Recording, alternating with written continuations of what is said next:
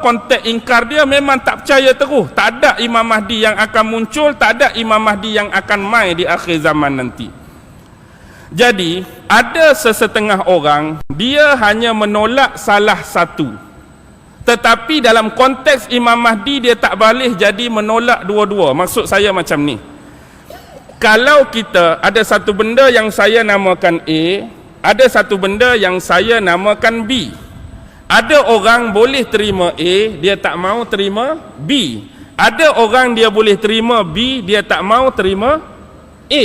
Ada orang boleh terima dua-dua, ada orang tak boleh terima dua-dua. Tapi dalam konteks yang pertama dan kedua, saya suka A, tak suka B, saya suka B, tak suka A, hak ni tak boleh berlaku dalam konteks Imam Mahdi. Tengok betul-betul ya. Grup yang pertama, mungkin boleh jadi orang tu hanya dia tak percaya pada hadis. Aku tak percaya pada hadis-hadis yang diriwayatkan tentang Imam Mahdi. Tapi hak konteks kedua aku percaya satu masa di akhir zaman akan ada Imam Mahdi.